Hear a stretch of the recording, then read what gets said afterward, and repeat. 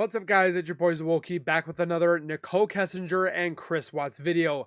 You guys are literally blowing up my inbox when it comes to Facebook and Instagram, which I have no problems with, but the amount of stuff that I'm finding out more and more every day is ridiculous. Obviously, we've known that she possibly has had a baby boy. People are stating that it might be his, when I say his, I mean Chris Watts, which I doubt. But there's other things that come into play. Apparently, Nicole Kessinger blames Shanann for the whole issue that Shanann should have taken care of her man. Really? Apparently, also, there has been people that worked with them too, Nicole and Chris, and things were hot and heavy to begin with. And when it comes to Nicole Kessinger stating that she never knew about anything, she's lying. Obviously, we already know this to begin with. And then last but not least, the last part of it is apparently Chris Watts has been stating in some letters to other people that he's been messaging and cell buddies that he's had, or when he's in solitary confinement, is that he is seeing his dead family. He's seeing their ghosts, which I hopefully that they haunt his dreams. They cause him heartache because this man annihilated his family. With that being said, before we go any further, if you could do me a solid favor, excuse me, if you guys could subscribe to the YouTube channel by hitting that wiper icon down the bottom right, hit the bell icon next to it, so when I do post videos like this one, you'll get that little ring notification that I've posted this video, and then you guys can watch, comment, like, and share. And again, thank you guys so very much for the continued love and support you guys are showing. I can't thank you guys enough. We're trying to get to 30K by Christmas. Can we do it? I think we can do it. We're at almost 24,000, and I can do it with you guys. So with that being said, let's get into today's video, which are some clips and highlights of TikToks that we've gotten from other channels, Tea and True Crime with Bella. So I'm not taking any credit for any of these clips that we're seeing here, but I still can't believe that in going into seeing some of this stuff that Nicole Kessinger actually blames Shanann for the problems that they had. When I say problems, Chris Watts and Nicole, or Shanann, when Nicole was the problem, and Chris.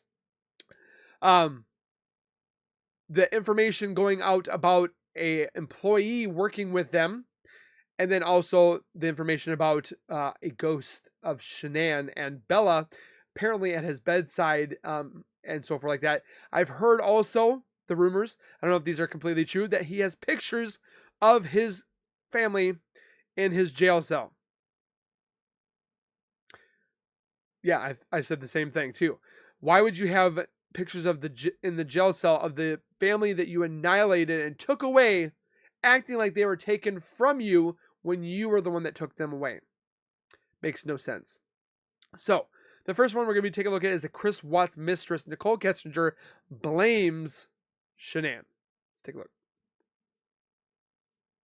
I don't know. He never actually told me. Like, when I asked him once, it was like when I was trying to find him an apartment, I was like, are you comfortable telling me where your girls go to school? That's in the text too. I was like, so I can figure out what distance from the apartment it is. I was trying to just make his life convenient with like him, his ex, his kids, and all the stuff that he needs to do and work. And he was like, don't worry about it. Their school's pretty centrally located, so anywhere in the area that we were discussing will be fine. And he just left it at that. So he didn't even tell me, which was fine. I respect. First of all, why is Nicole finding places for their kids to go to school when that should be between Chris and Shanann, not Nicole? Nicole has no reason to help them if they were separating like they should have been. Why would Nicole have to investigate schools if Shanann and Chris should have been doing it?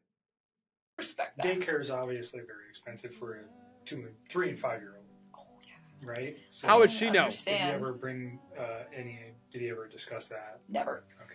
Never. Like I said, the only financial thing he ever said is just like, she just likes to spend money, like a lot of it. So that was just kind of the vibe that I got from that, and that it was a lifestyle that she liked to live, like very, like materialistic kind of lifestyle. Wanted to Like it project was. a certain image. I kind of noticed too in the chat, his ex, she wasn't an ex. It was his current wife They weren't going through separation or divorce. It's like she's talking in like future tense, like, or like not future tense, but present tense, that it's an ex. It's not an ex. And she doesn't get that. She's like making sure, she's like trying to push the ex into there because she wanted to say that she wasn't a mistress anymore. She was a new girlfriend. Yes, all the time. And he said that that was why they got that house too. It's like she wants everybody to think that we live a certain way and that we can like sustain all this stuff. And he's like, and we can't. And I told him, I said, when you're in those situations, why don't you, I'm like, do you like voice your concern about this? And he told me, he's like, when I try to talk to her, he's like, she's really bossy and she usually shuts me out. And he's like, when she does that, he's like, I just let it go. And I was just like, all right. I mean, I don't try to like interfere with how those two interact. But I did ask about it because I'm just curious, because I would never put myself in a situation where someone was like, you know what, we're going to live in this house that costs like double what we can afford, and that's how it's going to be because I want everybody to think we're fancy. Because I wouldn't do that. I mean, She doesn't want to think that they're fancy, but yet Nicole Kessinger didn't want her name tainted, so she came to the police making sure that her name was not violated because she was the mistress. Does that make sense? to me, like, I wouldn't put up with somebody doing that to me. And I'm not saying that that's what she was doing. I mean, for all I know, he could have been completely lying about this. He could be the one spending all the money. They both were. You know? This is just what he told you.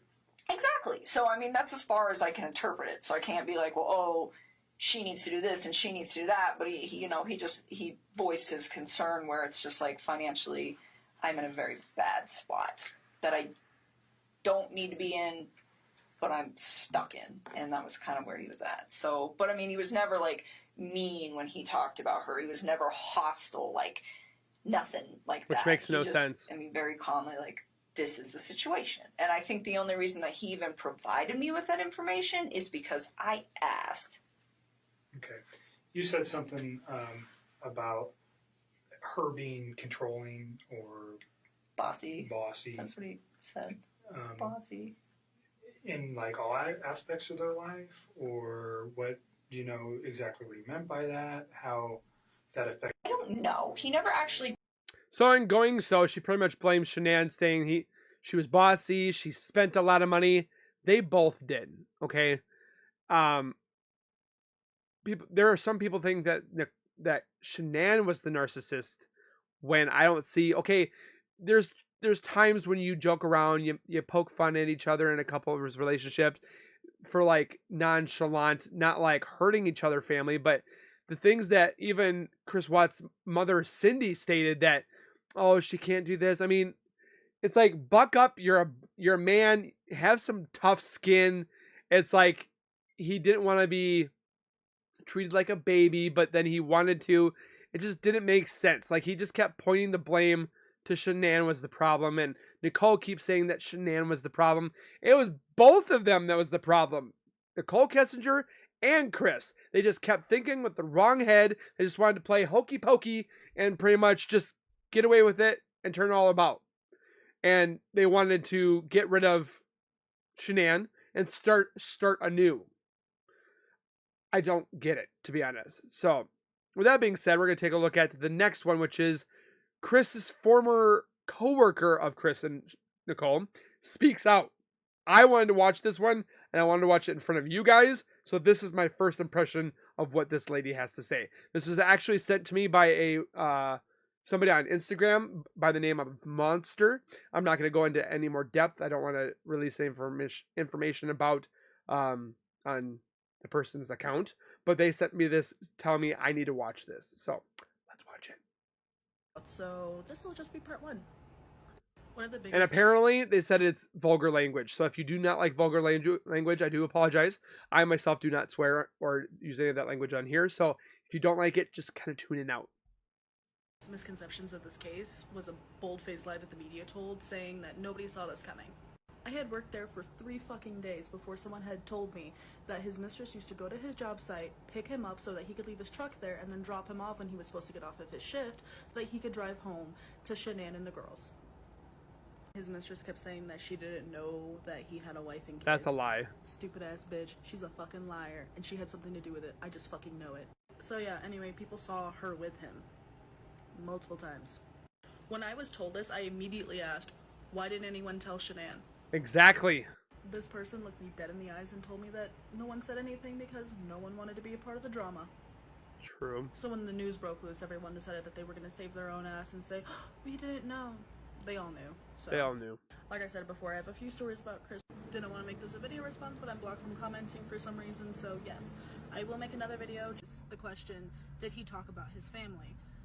The answer is no, not really. If they were brought up by somebody else, he would talk about his family, but he himself never really brought up his family at all. There was one specific instance that a coworker had told me about where her husband, who works on the ground, used to work with Chris, and he knew that Chris always had his family's pictures in his wallet because when they would go to lunch, he would pull out his wallet, he would see it, and then around the time he started seeing his mistress, they went away. But they conveniently got there just in time for the police to get there, so. Apparently her husband asked about it, and he had said that he had lost them and he wanted better, new, updated pictures, when the pictures were only like a year old. So, dude knew what he was doing the whole time. Oh, yeah. But that's really all the time I have. I was only supposed to be gone 5 minutes to go get beer for my husband and I, and I've been gone 30 minutes. Ooh, you're gonna be in trouble. So let me know if you want to go more in depth with that story, because there's more detail, but... Yes, I want to know there's more. that. I don't know how to fucking end TikTok. I'm 24. There were a few things that... Morning, everyone. I will be posting part 2 today. I'll be getting more into the story that I told earlier.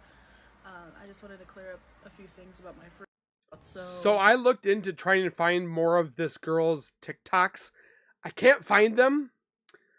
This Noel underscore or period underscore period 69. I can't. It says that the account is inactive. I'm not quite sure what's going on with that. But if you guys could find more about this girl and her videos, send in my Instagram, Facebook, or Twitter, please, because I would definitely want to know more about this one.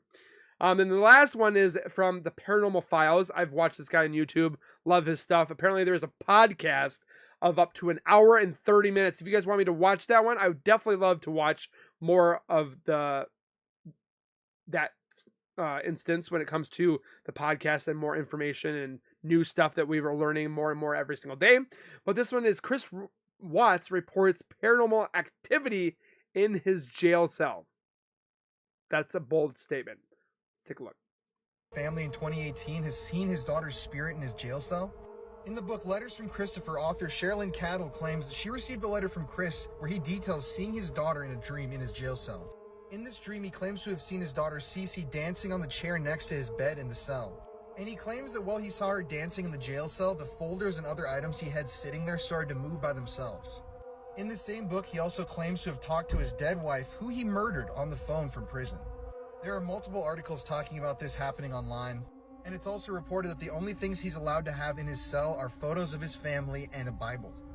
He's also stated in the past that he hopes to be reconnected with his family one day, but I don't know if that's going to happen. If you want to hear more of the paranormal claims surrounding the Watts murders, go listen to my podcast, Murder in America. Our episode is 1 hour and 20 minutes long, and we go super in depth in the case file. And I guarantee if you listen to our podcast, you'll learn new things that you've never heard or seen before. Did you know that Chris... So with that being said, if you guys want me to watch that and listen to it and so forth like that with you guys watching as my reaction, I will definitely do it because apparently he's got more information on the case and so forth. And I would like to know more about the paranormal activity in his jail cell because I hope they haunt the living crap out of this man and torment him for years. And when he sits there and says he hopes to be reunited, you could have had your family, your beautiful family, and yet he goes and takes them away and then he goes, I hope I get to be reunited with them. B-word, please. Are you kidding me? That's what, like, the people that in this chat that are sitting here, the demons are messing with him. He deserves it. I don't think it's the spirits of Shanann and the girls. It's demons. The demons are coming for him. This man is going to rot in HE double hockey sticks. He's not going to the white light. He's not going to the God man upstairs. He's not going anywhere where it's nice. This man took 4 lives and thinks he's going to be reunited with them? Hell no. And there are actually people I saw on TikTok that are defending Nicole saying there's no evidence. There's so when I say there's no evidence, there's no like thumbprint on anything. There's no like hair follicles at this location.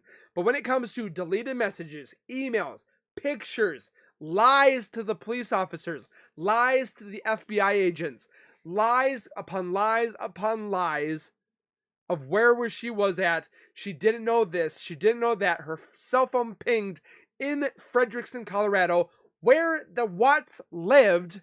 She did not show up to work at the beginning. She was late. Then she clocked out. What the double F hockey sticks? I'm like merging my words, but people think that she's innocent. Chris Watts physically destroyed this family. Nicole Kessinger destroyed it sitting behind a podium, or not a podium, but a theater, puppeteering Chris. She didn't force him by gunpoint or by whatever means necessary, but I guarantee this woman forced to the point where she stated that if you don't do this, I'm done. I'm gone. I'm not going to. If you don't do this, his wife, his kids, you're not going to get me. I still think that he had no ability and want or desire to take his girls out. So Nicole was the one that decided to take the girls out because she had no connection with them. Chris, on the other hand, I believe is the one that caused the death of Shanann. Nicole caused the death of the girls. And they both, there's also people have been mentioning too, they found different things too in the interrogation videos that he said, we dug the hole. And then later on he changes it and goes, I changed the hole. I actually watched the video again. He states we when he dug the hole. Who's we? Okay? And then he's like, oh, no, I meant I. I'm literally telling you, it's in the interrogation tapes. He says, we dug up the holes. Or dug up the hole. Just saying.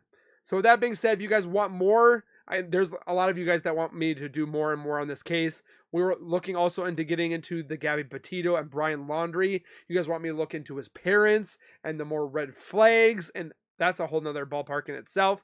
But when it comes to the crime talk with Zawoki, you guys are wanting more, and I will give you more until you guys get sick in the face. So hit that like button. Don't forget to subscribe, because it definitely helps me out, and it's free to do. And we will see you guys in the next video. I also want you guys to comment if you guys are new here, or if you guys are returning and watching more of this stuff that's unfolding.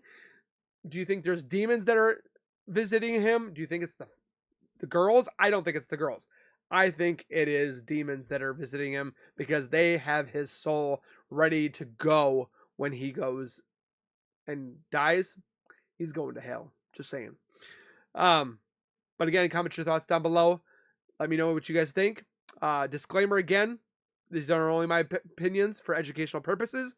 I'm not doing anything to I'm hoping that one day we'll find out that they're reopening the case, but my opinions and theories do not change the outcome of this case, but hopefully one day we'll see some type of results. But I just got to put that disclaimer in there for everybody. So again, thank you guys for watching. We'll see you guys in the next video. Keep it real, keep it safe, and as always, keep nerding on, and we'll see you guys next time.